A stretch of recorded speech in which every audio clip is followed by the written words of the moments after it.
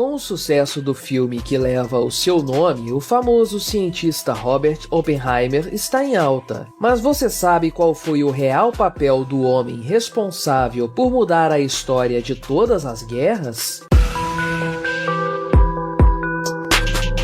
Este é o Visão Libertária, sua fonte de informações descentralizadas e distribuídas. Este artigo foi revisado por Donda, escrito, narrado e produzido por mim em quinta essência. O filme Oppenheimer, recentemente lançado, já é um grande sucesso, não só de crítica, mas especialmente de público. A obra não está fazendo sucesso apenas entre os fãs de Christopher Nolan, que certamente ficaram muito empolgados com a cinebiografia. Na verdade, Oppenheimer formou, junto com Barbie, uma curiosa dobradinha que já arrecadou mais de $500 bilhão em bilheterias. O épico biográfico responde por mais de 200 bilhões desse total, um baita sucesso que continua crescendo. Contudo, um efeito acessório do sucesso do novo filme de Christopher Nolan foi o despertar do interesse do público geral pela figura de Robert Oppenheimer, que dá título à obra. O filme aborda diversos períodos da vida do grande cientista, que passou para a história como o pai da bomba atômica. É claro que sua vida não se resume apenas a esse fato, mas sem dúvidas essa é sua contribuição mais marcante para a ciência e para a história humanas. Mas afinal de contas, quem realmente foi esse homem responsável por liderar o famoso Projeto Manhattan? Julius Robert Oppenheimer nasceu em 1904 e se mostrou um brilhante estudante, formando-se em diversas universidades de primeira, Harvard, Cambridge e Göttingen. Em seguida, tornou-se professor na Universidade de Berkeley e aprofundou seus estudos em física nuclear, área em que se destacaria e que o levaria a ser selecionado para integrar o Projeto Manhattan em 1942. Oppenheimer se tornaria o diretor do projeto, sendo o responsável direto pelo desenvolvimento das primeiras armas nucleares, o que o fez ser conhecido desde então como o pai da bomba atômica. É claro que a ideia de uma arma cujo poder destrutivo residia na liberação de energia por fissão nuclear já era bastante conhecida quando Oppenheimer entrou para o mundo acadêmico. Quando a Segunda Guerra Mundial estourou, diversos cientistas europeus, muitos dos quais judeus fugitivos do regime nazista, passaram a temer a possibilidade de que a Alemanha conseguisse obter a terrível arma antes dos aliados. Dentre esses nomes, destacam-se Albert Einstein e Leo Szilard. Foi o apelo desse grupo de físicos renomados que motivou o início do desenvolvimento de uma arma nuclear pelos Estados Unidos, evento que culminaria com a primeira detonação em 1945. Esse teste, que recebeu o codinome de Trinity, foi supervisionado pelo próprio Oppenheimer. A visão tradicional a respeito do brilhante cientista é de que ele foi um sujeito controverso. Por um lado, Oppenheimer é considerado um verdadeiro patriota, responsável por pôr fim à Segunda Guerra Mundial e por permitir que os aliados derrotassem o eixo. Por outro, ele também sofreu graves acusações de ter vínculos com os comunistas, antes e depois do Projeto Manhattan. Por sinal, os planos de uma arma nuclear foram contrabandeados por espiões ligados aos soviéticos dentro do projeto, principalmente Theodor Hall. 15 anos depois, a União Soviética detonaria a maior bomba atômica da história. Mas será que essa é a análise mais correta a se fazer a respeito de Robert Oppenheimer? Bem, nós libertários temos uma visão um pouco diferente sobre esse ponto. No calor das emoções históricas do século XX, é fácil chegar à conclusão de que o físico foi um importante patriota que lutou por seu país contra a tirania dos inimigos. A verdade, porém, é que Oppenheimer foi, no fim das contas, uma ferramenta usada para aumentar o poder do Estado, elevando-o a níveis inimagináveis. Foi por conta de seu meticuloso trabalho que a bomba atômica foi desenvolvida pela primeira vez, sendo que a partir daí os projetos foram compartilhados ou contrabandeados para outras nações. E não é um exagero afirmar que se não fosse por Oppenheimer, talvez as bombas atômicas não tivessem sido usadas no fim da Segunda Guerra Mundial. Quem afirma essa possibilidade é o próprio Jeremy Bernstein, que trabalhou com Oppenheimer para o governo dos Estados Unidos. Hoje, todos sabem que as bombas atômicas são as piores armas já desenvolvidas pelo ser humano, especialmente em sua variante que usa como combustível a fusão nuclear. Na verdade, a capacidade destrutiva dessas armas é tão grande que a possibilidade de que a vida no planeta Terra seja completamente obliterada por um uso massivo desses armamentos é real. A quantidade de radiação expelida por um evento do tipo seria suficiente para tornar o planeta inabitável. Porém, uma única arma atômica detonada é suficiente para propagar o terror e a destruição. Basta lembrar dos eventos em Hiroshima e Nagasaki. Os aviões americanos despejaram a morte sobre duas cidades inocentes, pulverizando centenas de milhares de civis e condenando inúmeros outros a doenças e malformações. Existe sim o argumento de que o uso das bombas encurtou a guerra e poupou a vida de milhões de pessoas. Mas esse é o típico argumento estatal, que não trata os seres humanos como indivíduos, mas sim como números em uma planilha. O próprio Oppenheimer parece ter se dado conta muito cedo das repercussões de suas ações. Embora ele tenha levado seu projeto até o fim, é certo que em muitos momentos o físico parecia sentir remorso por conta do projeto. Dias antes dos terríveis ataques nucleares, seus amigos relatam tê-lo visto lamentar o destino dos japoneses. Aqueles pobres pequeninos,